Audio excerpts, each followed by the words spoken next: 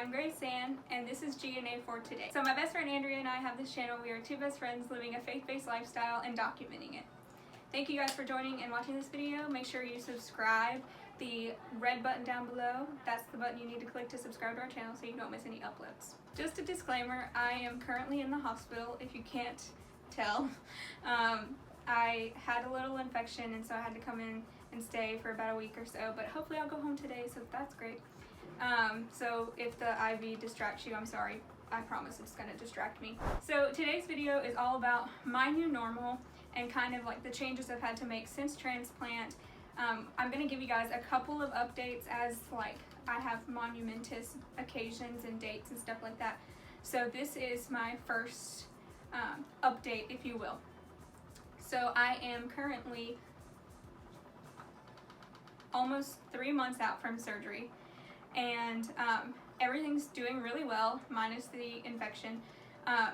My incisions are healing really well. I am not in rejection anymore. Whoop whoop. What else?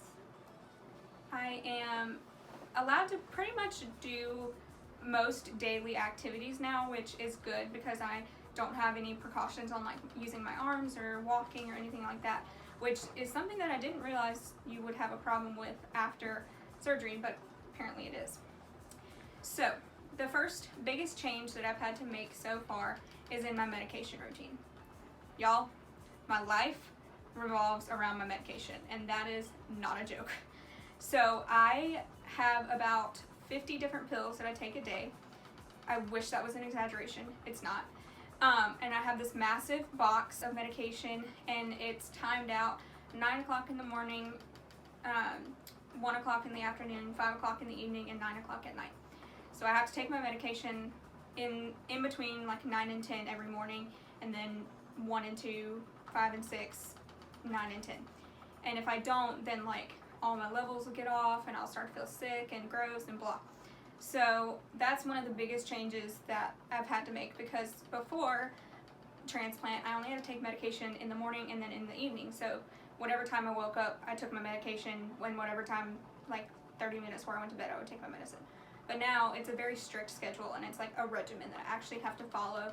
And I even have like little travel sized sectioned out pill boxes that I have to take with me if I go in public anywhere, because I have to take my medication on time. The second thing that is a big change for me is having to reduce my time in public, and every time I'm in public I have to wear a mask. So I have these really cool masks from Amazon, and they are like dust and pollen and germ free and blah blah blah blah blah. So whenever I am in a public situation, I am supposed to be masked just to protect my immune system, because I'm on a lot of immunosuppressants. If you don't know what that is, Google it. Basically, it just means I don't have an immune system anymore, because my body would reject my heart if I didn't. So I have to wear masks in public to prevent getting germs, prevent getting sick, and it's mostly just like self-precaution. Now, if I am in a restaurant or anything like that, I am allowed to take my mask off to eat and to do things like that, but I have to be very careful and very cautious of who I'm around. And if anyone like at the table is sick, I need to be far away from them. If they're like sneezing or coughing, I have to offer them hand sanitizer during the meal, because I cannot afford to be exposed to germs, which is a new thing for me, because I've never been a germaphobe in my life. I'm always that person that's like, yeah, eat rocks, it's fine, dirt doesn't hurt. But now I'm not that person anymore.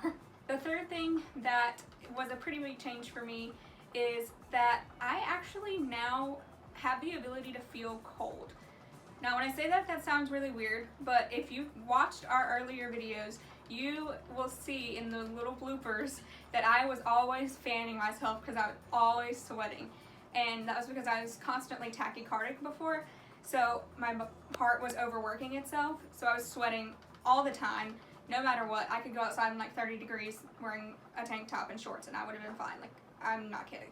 But now I have actual circulation through all of my body, which is very strange, and I get cold actually a lot easier than I thought I would, which is very interesting and a very hard change, because now I have to keep like coats and blankets and stuff, and I've never done that before, so that's weird. And then the final life adjustment that I've had to make is actually having to do with distilled water and bottled water. So after transplant, one thing that a lot of people don't know is that tap water already has minerals and supplements and things like in it. Well, I'm not actually allowed to have those, not at least until like a year or something like that. So I have to brush my teeth with distilled water. I have to boil the tap water that we have and then run it through a Brita filter. So if I want to like drink normal water, I have to go through all of these steps to do that. I am allowed to drink bottled water, but it's touch and go. I have to like make sure it doesn't have any extra minerals and blah blah. It has to be like purified and cleaned and all of the extra things. And then whenever, like if I want ice, I can't get ice from even the machine at my own house. I have to boil water and then put it in an ice tray and then stick it in the freezer and wait for it to freeze. So I feel like a grandma because I'm like putting ice in an ice cube tray and then sticking it in the freezer. Like, who even does that anymore? But so that's a really big change. And when I go out in public, if I am drinking anything that's not bottled, I have to put aqua tabs in them, which is like water purification tablets. And so anytime I go out, if I don't have a bottle of water on me or like a bottled drink with me, then I have to ask for a pitcher of just water with no ice, no nothing, and I have to stick an aqua tab in it and stir it for like 10 minutes and then wait for it to be like clean. So that's a huge life adjustment that I didn't think I was gonna have to make, because it's not something you think about, but it's a big thing in transplant world. So that has kind of shaped where I decide to go eat, and when I decide to go out, I'm like, oh, don't forget, you need a bottle of water, or you need a Gatorade or something to take with you. And then waitresses are always like, do you want something to drink? I'm like, I'm good. And they're like, are you sure? I'm like, no, I'm sure.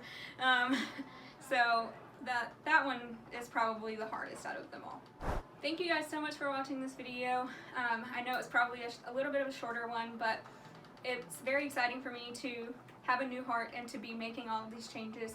If you guys liked it, don't forget to press the like button because that helps us out a lot, and comment down below if you yourself have had a transplant of any kind, or if you know someone who has. Let us know, because we would love to chat about it, especially myself. After you like and comment, make sure you hit that little notification bell so that you get notified every time we post a video, so you don't miss a single upload. Next week's video will be our next part in the Food for the Soul series.